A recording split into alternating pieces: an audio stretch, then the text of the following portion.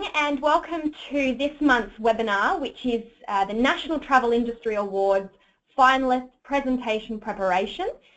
We're really pleased to have you on the line, and before we get started, I've got Bob Lunnon here, who is the NTIA Chief Judge. So good morning. Good morning, Bob. everybody.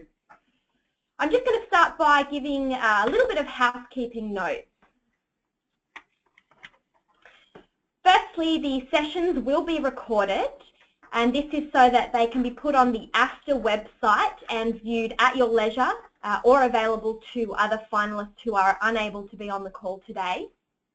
You are in listen-only mode, which means that you can't speak, obviously, but if you do have a question, we value these, so please use the question box available in your control panel to type in your question, and we'll answer these at the conclusion of the presentation.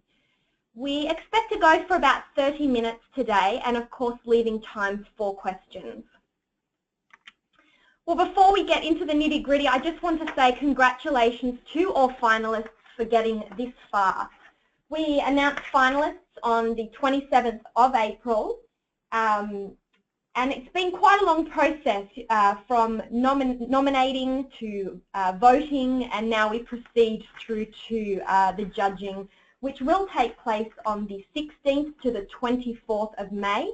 And I know that all of you have received a finalist congratulation and confirmation letter outlining your judging time and date and location here at the AFTA office. We are now accepting ticket requests for the Gala Dinner, which will be held on Saturday the 16th of July at Dockside Pavilion, Darling Harbour.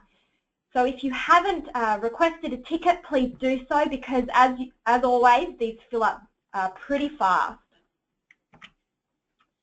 Well, the National Travel Industry Awards has been going for over 8 years. I think we're entering the 9th year, and it is considered the biggest night in the calendar of our travel industry, and it's all about recognising and celebrating the achievements of our industry. This year there'll be 1,272 guests attend for the sit-down gala dinner, and it's about celebrating the finalists and the winners across 38 award categories. It's obviously the most award categories we've ever had, and it continues to change and evolve as our industry grows from strength to strength. I just want to take a moment to address Category 38, which is a brand new category for this year. It is the People's Choice Retail Travel Agency of the Year Award. And the whole premise of this award is to celebrate our ATAS bricks and mortar travel agencies, as well as help increase the awareness of ATAS amongst consumers. We conducted the award in conjunction with International Traveller magazine through their existing People's Choice survey. And it was all about getting consumers to vote for ATAS accredited agents, and at the same time raising awareness that there are accredited, professional and reputable agents out there, and to rally them together and get consumers to actually vote. We have 5 finalists, and the winner of which will be announced at the Gala Dinner. And of course, I just want to recognise the many, many sponsors and Lucky Door Prize partners that help bring together the National Travel Industry Awards each and every year. Well, now down to why we are all here, and of course that is to help you guys prepare for the judging process. Today we're all about communicating to you about the criteria and helping you understand and interpret what it is in the entry criteria that you must address to give you the best chance. And because we've got Bob here, he'll be able to give you some insight into exactly what the judges are looking for. And of course, we want to demonstrate to you guys that it is an ethical and fair process through which we determine the winners. So without further ado, I'm going to introduce you to Bob, who we are very lucky to have him as the Chief Judge. He's got over 50 years of travel industry experience across a broad range of organisations, from Qantas right through to hotel groups. In 2005, he was awarded an award for outstanding individual contribution to the Australia's tourism export industry.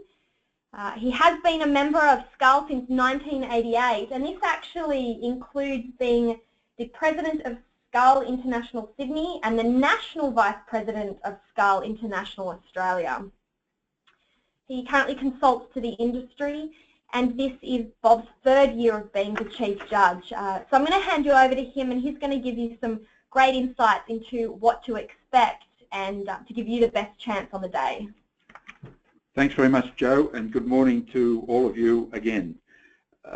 It's great that on this webinar we do have finalists who are returning again, which is wonderful, and we have new finalists who are participating in this webinar. And so that you do know too, we have some judges who are new that are listening to this webinar as well, and we have some old hands as far as the judges are concerned, but it's all part of the learning process for both you as finalists and the judges themselves. So I just wanted to paint a picture of the room layout where the judging process takes place. And this year we're going to have 2 judging rooms, if you will, in the building where AFTA is located, but they'll be on separate floors. But they are very similar rooms as far as layout is concerned. So for those of you who have participated before, you'll be very familiar with the boardroom at AFTA. And then there'll be another room on level 7 that'll be very similar. And you could be in the room on level 3 or in the room on level 7. But you'll be sitting opposite a number of judges, and there will be a screen to your right or left depending on which room you are in. So that's just to give you an idea, and there'll be a board table between you and the judges with the screen at the bottom end of the table. So that just helps you to understand the room itself that you will be in. Then moving on to a couple of the points that we have here now, and that first point about theory of selling is just a little bit of a Bobism, because I'd ask you just to think about all the sales presentations you've listened to before in your business lives and in your businesses themselves. And you can think about some of the presentations that you've reacted to as to being the good ones that are memorable and cause you to act. So that's where I would also now like to position you in terms of you preparing your presentation, so that you can think about the presentations that have affected you and you've responded to as to how your presentation should now be formed to get the right reaction for you.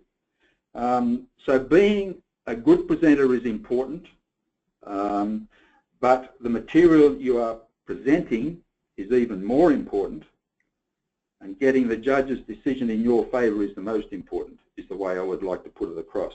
So in my mind, you need to get into the judge's mind to make a decision in your favour, and that's really up to you as to the presentation you make and the information that you provide. So preparing your presentation, if I can move to that next point, and we ask you to do it and prepare it verbally, in print and in PowerPoint, and that's all of you, in all of your entrance guidelines. And so that you know from a judge's perspective, the judges are more watching and listening. They're not looking at your written presentation. They'll be listening to your verbal presentation, and in the main, they are watching the screen so that they are looking at what you are presenting to. So use a PowerPoint. Make sure that when you're doing your points on the screen, please don't use longhand, or minimise the use of longhand as much as you can. Be concise and use dot points, and then talk to those dot points and verbalise those dot points as much as you can.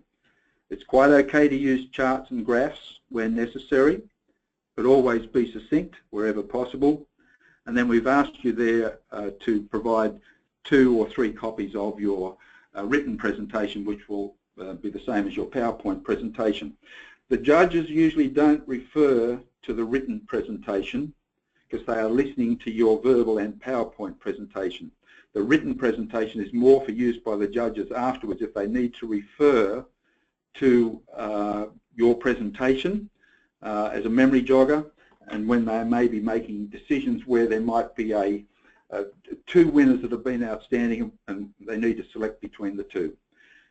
So I hope that helps you in terms of preparing your presentation.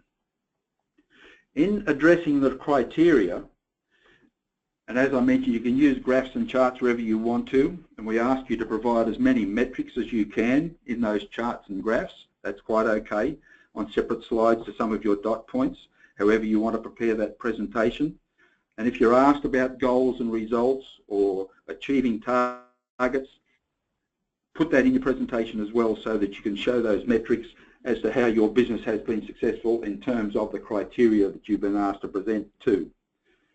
And we ask you to make sure that you answer all the questions that have been asked in the criteria in your entrance guidelines. Then just on the point of sensitive information, if you want to provide financials, provide them in percentages. We're not asking for figures, and we know a lot of you don't want to release the figures of your company because they are, or business, because they are confidential. So that's fine, and the judges are happy to work on percentages, be they negative or positive, and hopefully they're big and positive. Then I'd just like to mention about practicing to ensure that you answer everything in the time allotted. We've had examples in the past where some people maybe didn't rehearse as much as they should have and got to the 5-minute warning and found that they were only halfway or 2/3 of the way through their presentation, which meant they missed out on the scoring for the final half or the final third or whatever the case may be.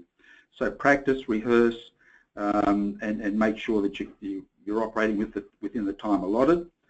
And just so that you do know then from a judge's scoring point of view, the judges are scoring based on the criteria that you have been provided in your entrance guidelines. So that's why it's important that you follow the process and even the numbering within the guidelines in your presentation as you put it together, both verbally and in print and in PowerPoint, so that the judges can follow that, because if not, it can become very confusing for the judges because they don't know where you are at, and it can affect your scoring. I'm just saying can. It doesn't always, because the judges are also highly intelligent as well, but it's just a good point for you to watch. There are also in the guidelines some high value questions which carry more points. So it's in your interest to really make sure you answer those high value points as best you can to score maximum points as far as the judge's scoring is concerned. Then, so that you know, depending on how many judges there may be 2 or 3 judges, they each score independently. Then those scores are aggregated and a decision is made as to the winner. So each judge acts independently, which is part of the integrity that Joe was talking about in the beginning.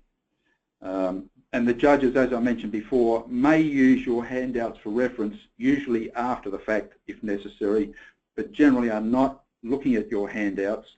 They are looking at the screen and your presentation and concentrating on you as you make your presentation. So I hope that's all fairly clear so far. And we'll just move to the next slide, which is just a summary of some of my top tips. And this is coming not only from me as the Chief Judge, but it's I've asked the judges who've had experience with this over the past couple of years to provide their feedback, and I'm reflecting their feedback as well with you.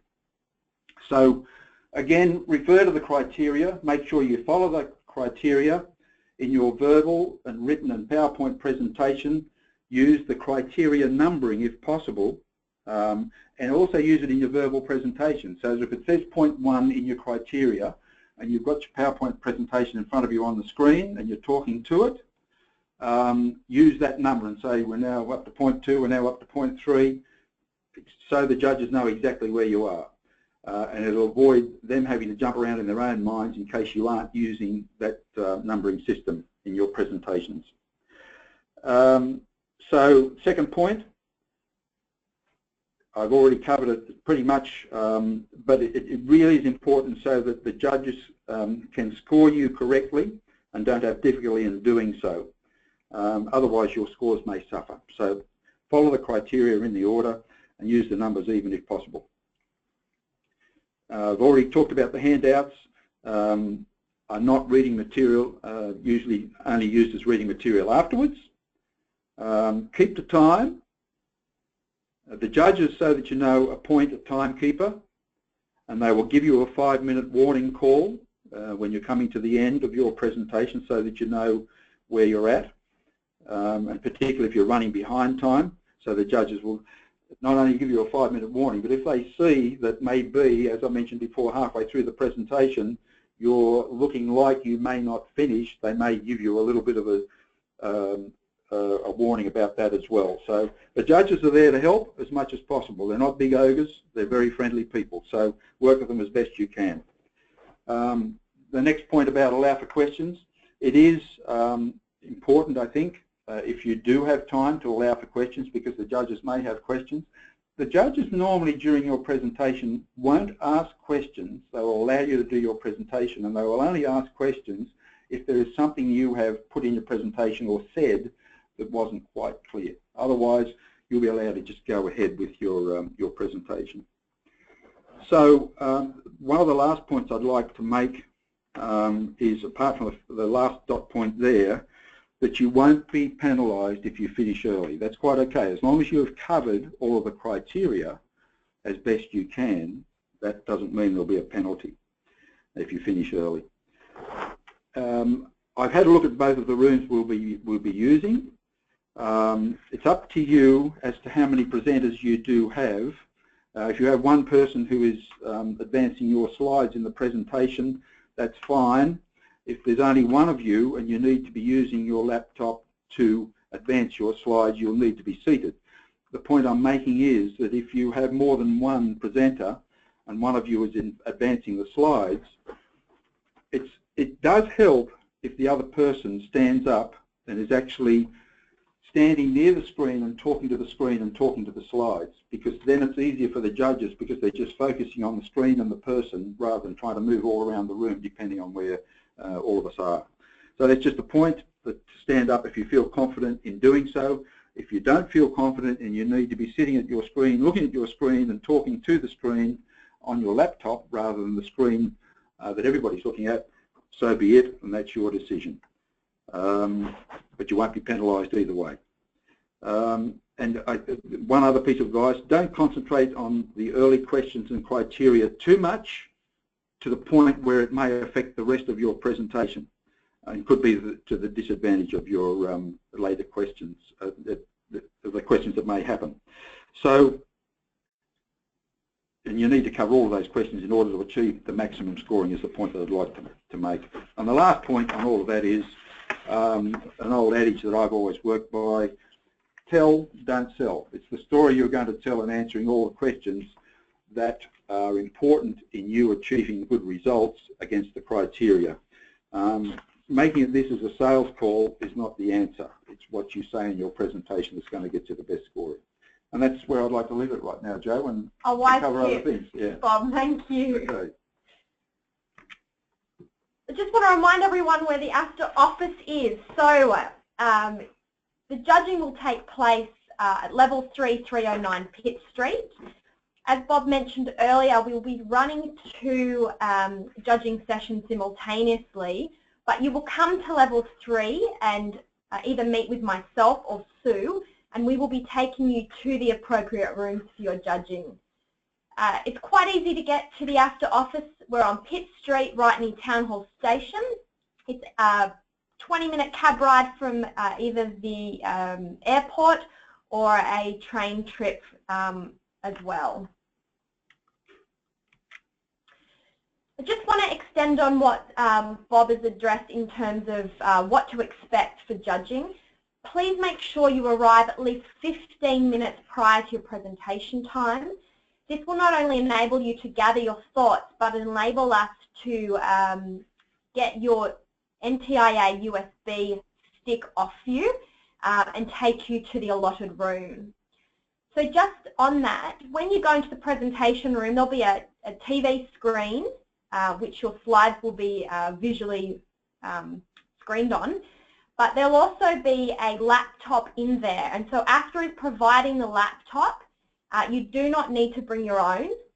We will be sending you via express post an NTIA USB stick, and this is what you must save your presentation on, and you need to bring this USB stick with you.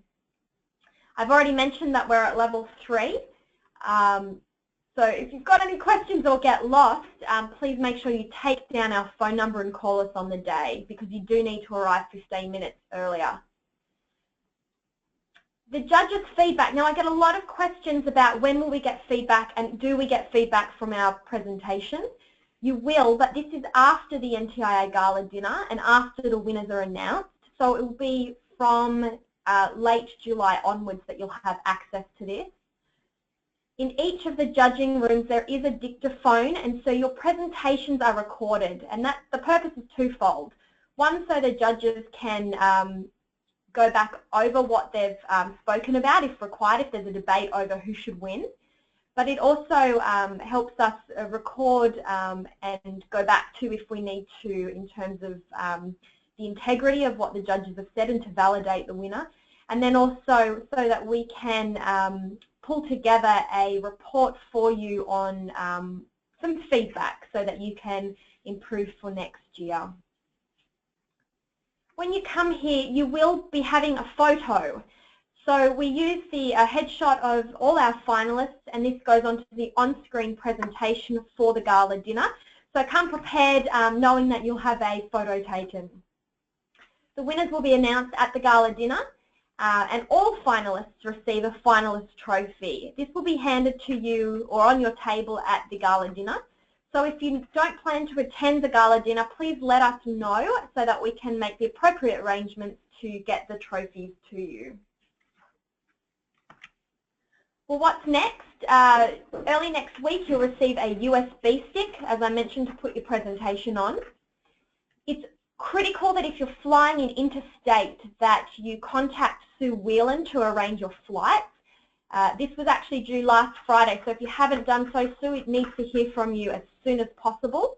You can call us, but it is preferable that you email Sue on ea@afta.com.au. As a finalist, you should be proud of it. So if you haven't got a finalist logo, contact us so we can provide this to you. Feel free to use this in email signatures on your website, in any marketing that you do. It's something that you should be really proud of. As I mentioned, all finalists receive a trophies, and this is thanks to Tramato, who's our finalist sponsor. Again, if you want a ticket, ticket request forms are available on the AFTA website, or feel free to email us at ntia@afta.com.au. And once you do request a ticket and they're confirmed, then we'll need to get from you guest names and dietary requirements in due course. We're just going to move on to some question and answer. Feel free to fire some questions at either Bob or myself.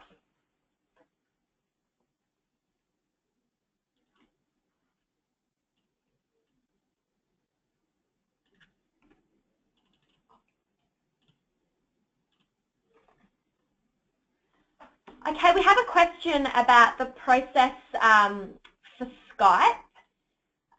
Of course, our judges prefer all presentations to take place at the AFTA office, but we do appreciate that we're the travel industry and that we've got travel commitments and holidays, and many of our consultants are maybe in different places around the world. I know I've spoken to 3 people to date that will be doing Skype sessions. Your Skype sessions will be at the exact time that you're allocated for judging. So we will have your Skype name and we will be calling you at the exact time that your presentation is to be taking place at Sydney time here. So you need to be available for us to call you for your Skype session. Of course, we don't prefer it because it's at a risk that you take depending on your internet speed and access, and we'll do our best to make that happen as seamlessly as possible. But of course, we certainly don't recommend it.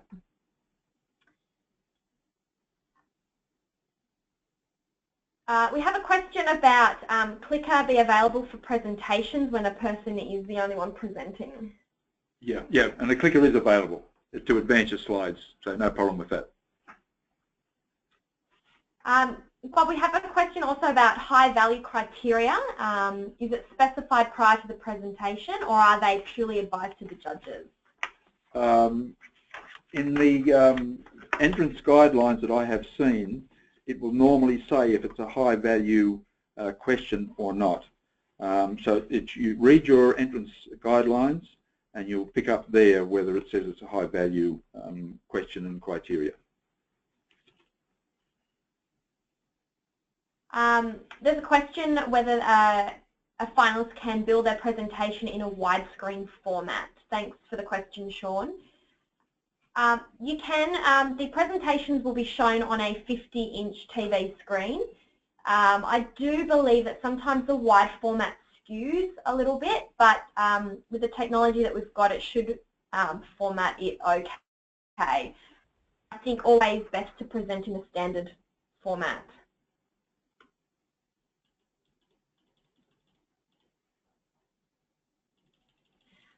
I've had a question of when USBs will be coming out. Yes, they'll be express posted by the end of this week. So you should get them either Friday or Monday. If there's any concerns or you're in Sydney, feel free to call me and you're more than welcome to pop into the office to collect it from myself. There will be internet access in the presentation rooms, and yes, we will be supplying a laptop. Bob, I've got a question from Nathan with regards to finding out whether the weighting of the various questions. It would have to be from the entrance guidelines that that the information is available. I can't give you any more information than that apart from looking to see which is a high value one, and that's as far as we can go with that. And I guess that just, Bob, illustrates how important it is to answer all the questions as best as possible in the order that they've been asked. Correct. So we have a question from Blake, who's just wondering whether they should actually allow time for questions within their allocated judging time slot. It helps to just have a few minutes for questions. But it's not absolutely necessary, is what I should add as well. So if you find that you can get everything you want to get across a little bit earlier than the allocated time, well and good. If not, it's just something that the judges will come to terms with. It's just that if they do have questions, it's probably better that you do have some time to answer them rather than not. I think that's the best way I can answer that. Mm-hmm. Yep, good answer. I've also had a question about attending the gala dinner. Of course, if you're unable to attend due to other commitments, you can send someone on your behalf. Obviously, if you're a finalist, you don't want to be the winner and not there to claim the win. So, yes, absolutely. Please nominate someone to attend on your behalf and just let us know so we can identify that person in the audience to come and claim that prize.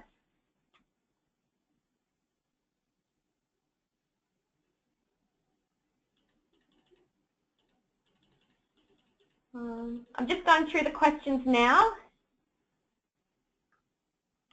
I've got a question here about two people attending to present.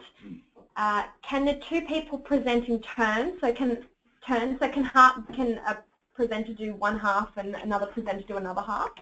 That's a good question. Thanks for asking it. And the answer is very fluid.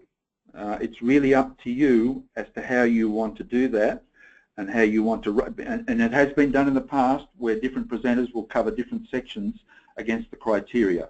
But it's entirely your decision. The judges can work with that. It's no big issue. Just make sure that coordination is good and that you don't lose time in changing presenters or whatever the case may be. But it's your call. Good answer. I've just got a question here about whether the room will be set up as a boardroom or conference style. So just to confirm that it will be set up as a boardroom style. Yeah. You're sitting across from you as presenters are sitting across from the judges, and in one room there is about a 2 to 3 metre space between the two, and the second room on the 7th floor, there's probably about 4 metres between the two. And then the screen will be about 3-4 metres away from where you are presenting. Yeah. Yeah.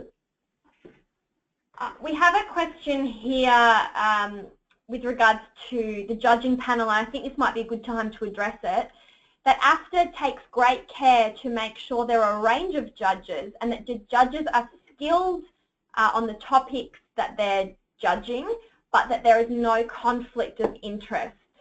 So we take great care in our planning to make sure that there is no conflict. There are different judges for different categories. So we do have one question here about if you're entered in 2 categories, will you get the same judging panel? Possibly and possibly not. It won't be until next week that you'll know who the judges are.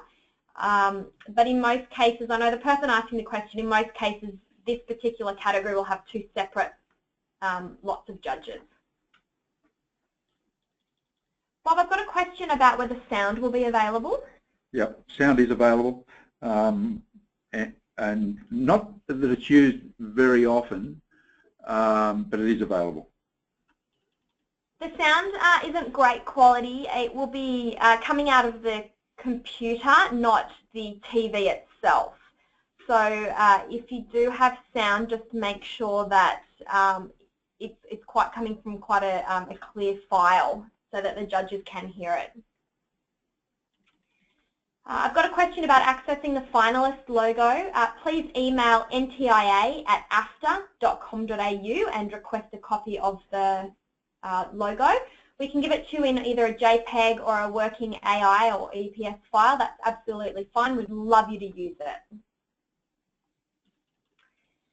This PowerPoint presentation will be made available on the AFTA website within 24 hours. Just to recap, Damien, we've got a question from Damien about whether they can play a short video as part of the presentation. It's discouraged, really. We'd prefer you just to concentrate on your verbal presentation, your written copies of your PowerPoint presentation, and in the entrance guidelines it does talk about video, and we discourage the use of it. Okay, thanks, Bob. We've got a question here about do all PowerPoint presentation versions work on the AFTA laptop? Good question. In all of the entrant criteria, it specifies how you should save your presentation, and we actually give you the USB stick to ensure that all presentations do work. So make sure it's saved on the presentation on the USB and make sure it's in the format that we ask it to be in.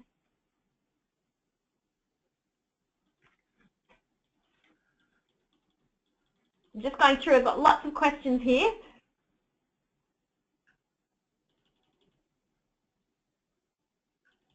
I've got a question here about the background of judges. Yes, as of next week, all the judges and their short bio will be available on the AFTA website so that you can view that and become familiar with the judges and their great experience in the industry. I've also got a question about your allotted time. That is noted in each of your entrant guidelines. Some presentations are 30 minutes, some presentations are 40 minutes. So you just need to refer to what your criteria says for your category. And please note that you aren't allowed to go over time, because we have a schedule of judging and we have people arriving and leaving. So it's not possible to go over time. That's why you need to be very precise about the time that you've been allotted. I've just got someone asking, they thought they were not allowed to use sound. Can we just confirm the difference between sound and video? It's probably a new answer as well as being available on the laptop. So that is possible to use it that way. But video we discourage totally. For a lot of different reasons, but also because the rooms are within buildings where we can't use a lot of sound, particularly in the second room we're using this year. So that's the primary reason for that. Bob, what about small video clips as part of or embedded in the presentation? Again, you're not allowed to use the sound as far as the video clip is concerned. So, because of the reason that I just said about the situation and location of the rooms within the buildings. So, no, that would be discouraged. I've got a question here about the maximum page length for the summary. Yeah, I guess we're talking about in the PowerPoint presentation. Yeah, in the PowerPoint. It's really your call, and as long as you can cover it in your presentation, my answer would be there can be any length, but I would suggest back again that you be very succinct about how much information you're putting on any one slide within your presentation. So that if you're doing a summary, I would suggest it's no longer than about 1 or 2 pages, that the summary should be with 5 points down each page, and 5 words across if necessary, and limit it and be concise and precise as much as you possibly can. We have a question here from Vanessa with regards to the written presentation. Is that merely a copy of the presentation, or do they need more detail like the presenter's script? Good question too. It's really just a copy of your PowerPoint presentation. It can be bound if you want to. Many will just do it in a spiral format, so that it's available and can be read easily by opening out the pages. But it normally is just a copy of your PowerPoint presentation. So Sue's also just extended on that and asked, can we give a booklet or a handout for further information to supplement the presentation, Bob? If you want to do that, that's quite okay, but the judges normally are referring to the copy of the PowerPoint presentation. And I think on that, the judges don't have time to go away and do background reading, so they're paying particular attention to the criteria that you answer in the presentation, and they use the printed version to prompt themselves or remind themselves as they discuss all the winners as to which one should, as they score the finalists. So it's not actually material that they'll go away and read later. Correct. But it was a good question. Thanks, Sue.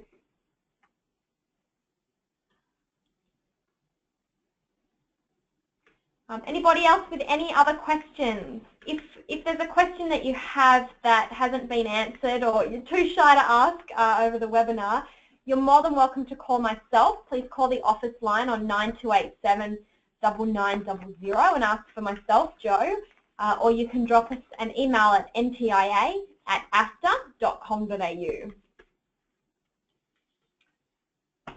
All right. We've got a question here about gaining access to previous winners' presentations. Absolutely not. All the presentations are done in strict confidence and are for the judges only. And so we want to ensure all finalists presenting that their presentations this year will also remain confidential, because there is confidential or sensitive information that some of the finalists do share. So you can rest assured that that information is kept confidentially.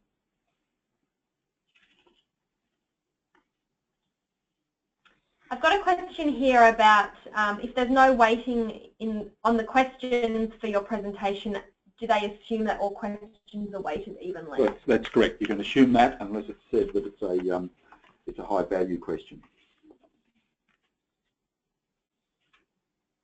Okay, I think we might leave it there. Questions are drying up. I just want to thank everybody for attending the webinar today. I hope you found it helpful or insightful. There will be a thank you email that comes out with a short survey that you can complete, and it's a great opportunity to provide us with your feedback, so when we do run this next year, we know how we can improve all the types of information you would like to see.